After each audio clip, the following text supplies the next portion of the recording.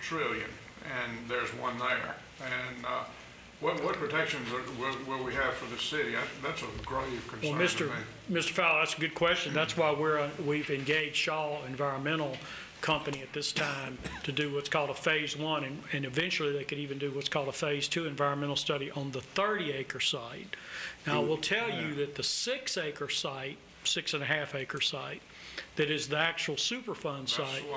It is under just the consent decree is 55 pages long, and the order, and it references plans of work that have been reviewed by the federal government scientists. They've been studying this. We were told by the railroad that the EPA has already spent over $600,000 just on this one site, and they have their own latitudes and parameters that must be reached. They have required the railroad to do a number of things.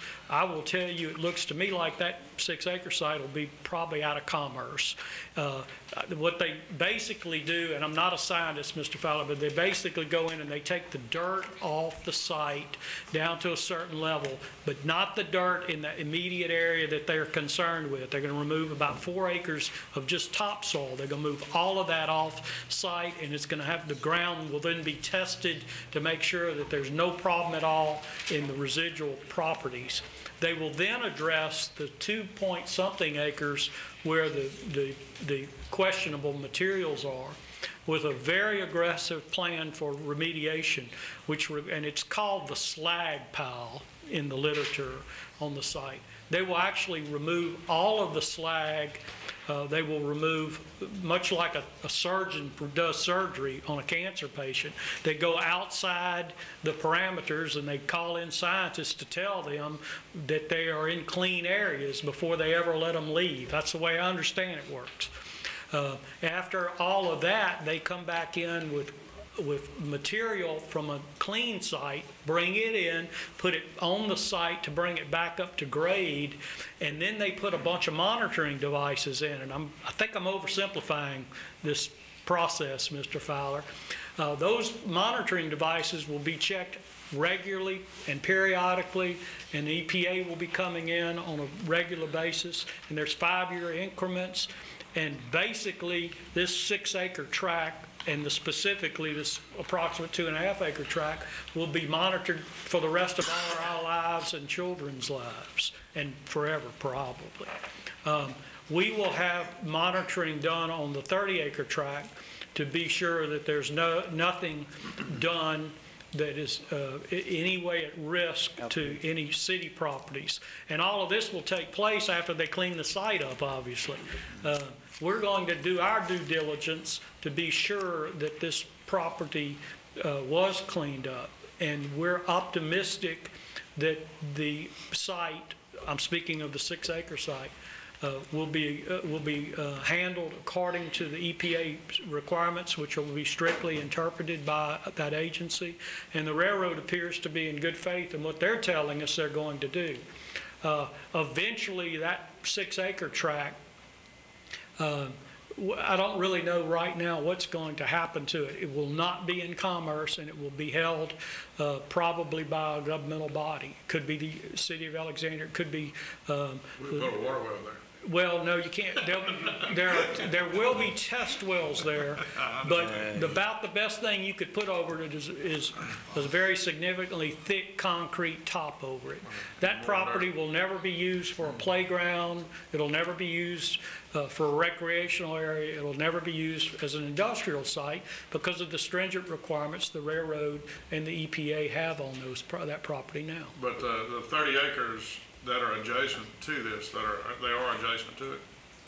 Yeah. Actually, we have a piece of property that's about 100 feet wide that's adjacent.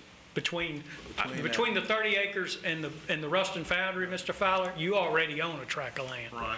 Well, again, my only concern is that once we buy the property, if there could be any way it could be construed that it could have been used or been a part of this property that could possibly have any kind of contamination on it, even though it would be so slight, is there any protection that we could have, that we would have a grandfathering or an exemption or an assurance that the city would not be caught in a similar situation to the railroad, where we're going to have to clean it up 15, 20, 30 years from now. And at an extremely high cost. Mr. Fowler, the legal department, Mr. Johnson, are working with attorneys who are environmental experts right now. We have to approach this thing one step at a time. As part of our due diligence, we will conduct a phase 1 environmental inspection. If that phase 1 indicates there's some reason for us to be concerned, we'll probably stop there. If it tells us some additional testing is necessary, we'll do that. If that testing tells us there's a problem, we'll stop there. We'll notify you. If down the road we believe that it's in the best interest of the city to go forward with the acquisition of this property for the people of the city, we will let you know that, and we will take every step that the legal department and this city staff can do to protect this city's interest as well as the citizens. Right now, there's a problem out there because of the Ruston Foundry. That's not our problem.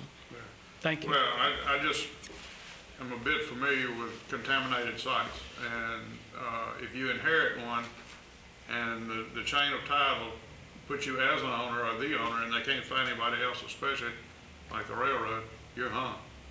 And I don't want to see it. But we're not touching. I think you're asking specifically about immunity from I think that's what I'm asking. Liability. Trey has done a great job outlining. I think the first concern is just practically, are we protecting our citizens? And then when you get to the legal issue of immunity, the act that there's an act that creates what we call commonly the Superfund. And there are different levels of immunity that we can get. And for lack of a better term, you could call it a super immunity that is available in the consent decree if the court signs off and if certain things happen. And that would mean, just like you said, right now, if you buy it, it doesn't matter when you come in a chain. Most things you can indemnify someone before you or after you, and you can take care of it. With this, it doesn't matter. The government isn't concerned. That's how much they're strictly going after people.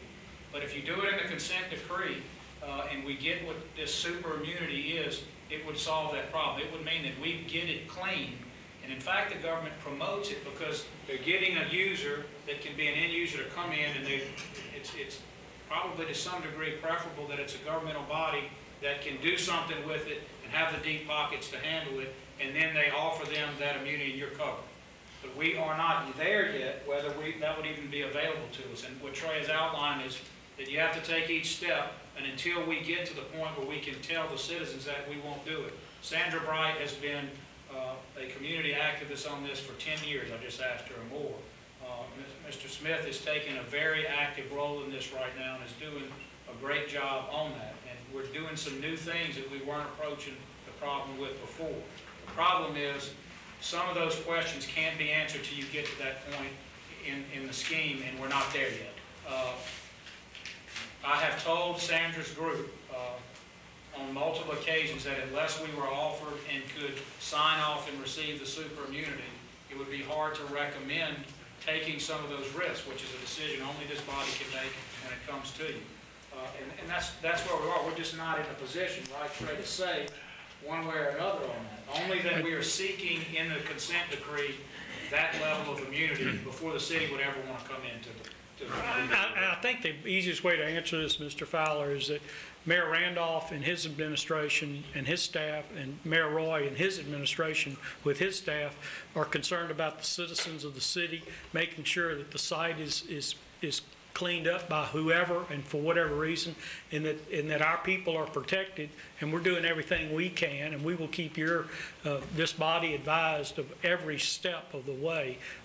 If we don't want to take any of this property, we won't take it, but we don't want anybody being affected adversely by this property. I think that's what Trey is saying is really important to make clear. There are two different notions about it. One is protecting the city from liability at all costs. This is different from that, ladies and gentlemen, and Trey is really touching on something that's important.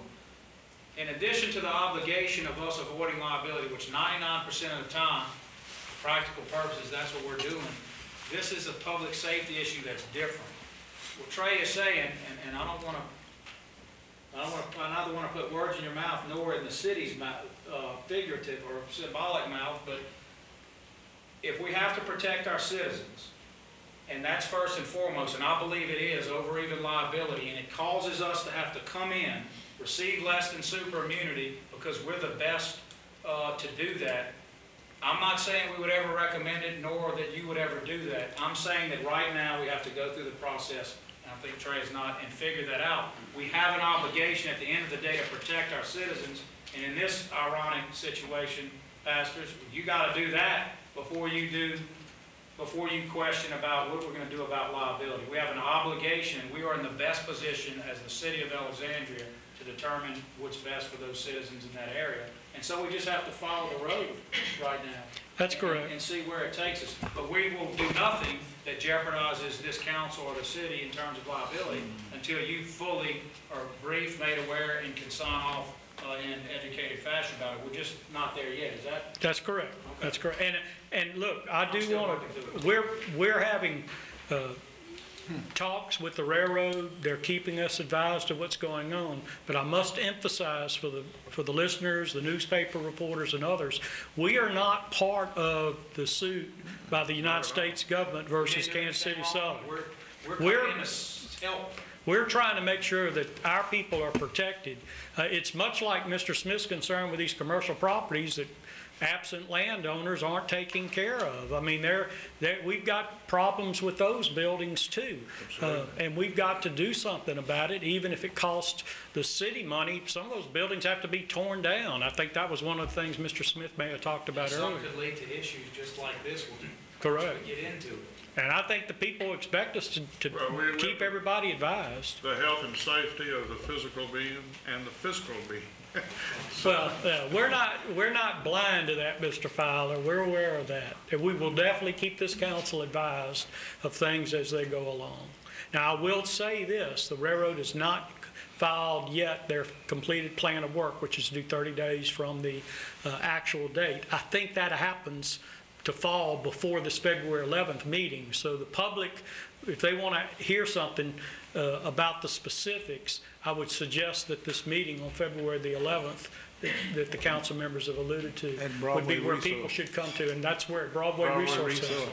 And like we said, we got our own inspector with the Shaw Group, not touching nothing till they give us the okay. That's on the 30 acres too. Anything else, Mr. Fowler? Anything else to come before this committee? We're still treading water. Thank you very much. Keep us posted. Yes, sir. No other business will stand adjourned.